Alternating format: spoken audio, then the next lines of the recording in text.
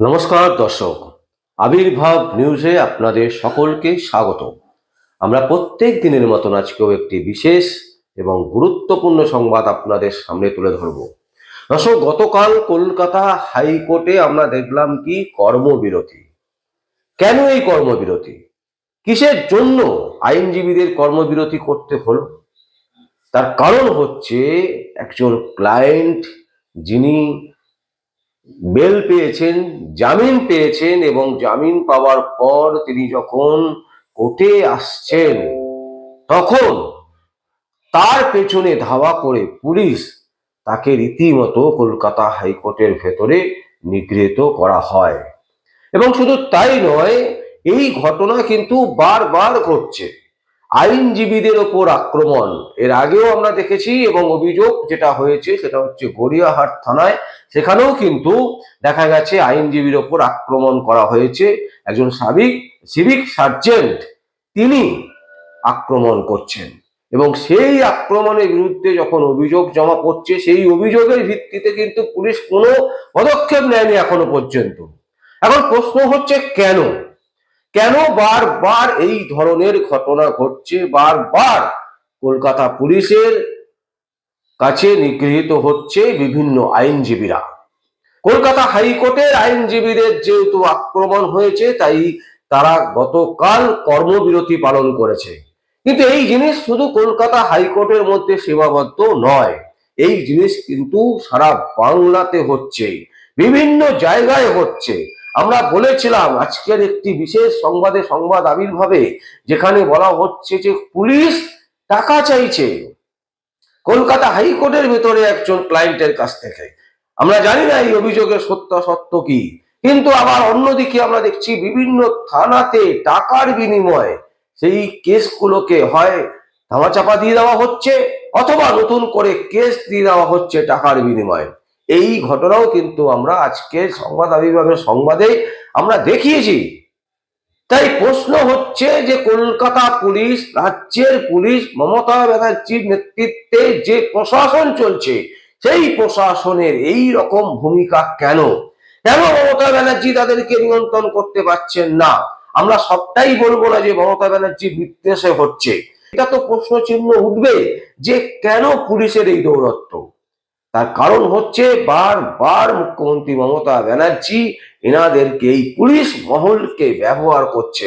গতকাল কর্মবিরতি যেমন হয়েছে তার সাথে বার অ্যাসোসিয়েশনের যিনি সেক্রেটারি তিনি পর্যন্ত এবং তারা তাদের সংগঠনের সবাই মিলে রীতিমতো মিটিং করেছেন এবং এই যে কর্মবিরতি, এই কর্মবিরতি কিন্তু তারা কলকাতা হাইকোর্টে পালন করেছেন। এবং তারপর দলপতিবাবু তিনি নিজে প্রধান বিচারপতির কাছে চিঠি দিয়ে জানিয়েছেন যে বারবার করে আইনজীবীদের ওপর আক্রমণ চালাচ্ছে কলকাতা পুলিশ। এখন দেখা যাক সেই বিষয়ে কলকাতা হাইকোর্টের প্রধান বিচারপতি কি ভূমিকা পালন করে, সেদিকে আমাদের তো চোখ থাকবে। কিন্তু প্রশ্ন হচ্ছে যে শুধু কলকাতা হাইকোর্ট বা বিভিন্ন কোর্টে কিন্তু সীমাবদ্ধতা নেই, এর সীমাবদ্ধতা কিন্তু একেবারে সর্বত্র পশ্চিমবঙ্গ ব্যাপী এই ধরনের ঘটনা ঘটছে। টাকার বিনিময়ে পুলিশ কাজ করছে, পুলিশ কিন্তু বারবার করে টাকা দিয়ে হয় জামিন করিয়ে দিচ্ছে অথবা টাকা নিয়ে জামিন করাচ্ছেন না, অথবা টাকার বিনিময়ে কেস দিয়ে দিচ্ছেন, যে অপরাধী নয় তার বিরুদ্ধে বিভিন্ন রকমের মামলা দিয়ে দিচ্ছেন। এইরকম ঘটনা কিন্তু বারবার করে আমাদের সামনে উঠে আসছে। এখন এই নিয়ে কিন্তু সারা বাংলায় চর্চারিত এবং প্রতিটা মানুষের উচিত হবে যে এর বিরুদ্ধে তীব্র থেকে তীব্রতর প্রতিবাদ জানানো। কারণ আমরা যদি প্রতিবাদ করতে না পারি, আমাদের প্রতিবাদের ভাষা যদি বন্ধ হয়ে থাকে, তাহলে কিন্তু আমাদের অবস্থা শোচনীয়। আইনজীবী তাকে পুলিশ নিগৃহীত করছে কলকাতা হাইকোর্টের বুকে। ভাবুন তো, কলকাতা হাইকোর্টের মধ্যে এই ধরনের ঘটনা, কোথায় যাচ্ছে রাজ্যটা? ভাবুন, রাজ্যের বিভিন্ন প্রান্তে যেখানে পুলিশ পৌঁছায় না, যেখানে পুলিশকে পৌঁছতে বহু সময় লাগে, সেই সমস্ত জায়গায় সাধারণ মানুষের উপর কিরকম নিপীড়ন চলছে পুলিশের, এটা কিন্তু এখান থেকে কিন্তু স্পষ্ট হয়ে যাচ্ছে। আমরা বারবার করে বলছি আমরা প্রতিদিন বলছি, প্রতিটা মুহূর্তে বলছি, মানুষকে সজাগ হতে হবে, মানুষকে সোচ্চার হতে হবে। যে দুর্নীতিগ্রস্ত সরকার পশ্চিমবঙ্গে একেবারে রাজত্ব চালাচ্ছে রমরমা করে, এই রাজত্বকে সমাপ্ত করতে হবে 2026-এ। এই স্লোগানই হতে হবে একমাত্র স্লোগান, তা না হলে কিন্তু বিপদ সম্মুখে। আজকে আইনজীবীরা একত্রিত হচ্ছেন, তার কারণ আইনজীবীদের ওপর ছুরি ঘোরাবার চেষ্টা করছে কলকাতা পুলিশ, রাজ্য পুলিশ, মমতা ব্যানার্জির দালাল পুলিশ। তাই তারা সোচ্চার হচ্ছেন। তাই সাধারণ মানুষকেও একত্রিত হতে হবে।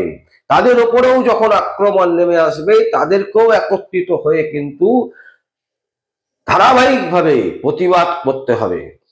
তবেই কিন্তু এর থেকে এই যে সমস্যা, সেই সমস্যার সমাধান হওয়া সম্ভব কিছুটা হলেও, এবং 2026-এ গদির পরিবর্তন করতে হবে। কারণ কলকাতা হাইকোর্টের বুকে যদি এই ধরনের ঘটনা ঘটে, আইনজীবী বা তার ক্লায়েন্টকে নিগৃহীত হতে হয় পুলিশের কাছে, তাহলে প্রশ্নচিহ্ন উঠছে সারা পশ্চিমবঙ্গে চলছেটা কি। দেখুন দর্শক, আমরা সেই চিঠি দেখাচ্ছি। কলকাতা হাইকোর্টের প্রেসিডেন্ট, বার অ্যাসোসিয়েশনের প্রেসিডেন্ট যিনি দলপতিবাবু, তিনি কি লিখেছেন এবং সেই লেখার কপি আপনাদের চিঠি, সেই চিঠি আপনাদের সামনে তুলে ধরছি দর্শক। দেখুন, কলকাতা হাইকোর্ট থেকে আমাদের কাছে এসছে সেই চিঠি, আমরা দেখাচ্ছি আপনাদেরকে যে কলকাতা হাইকোর্টের ভেতরে যদি একজন ক্লায়েন্টকে নিগৃহীত হতে হয়, একজন আইনজীবীকে যদি নিগৃহীত হতে হয়, বিভিন্ন থানার এলাকায় যখন আইনজীবীরা যান থানায়, সেখানে যদি তাদেরকে নিগৃহীত হতে হয়, তাহলে প্রশ্নচিহ্ন হচ্ছে সাধারণ মানুষের জন্য তাহলে কিভাবে অত্যাচার চালাচ্ছে পশ্চিমবঙ্গ পুলিশ, কলকাতা পুলিশ। এটা কিন্তু বোঝার অপেক্ষা রাখে না।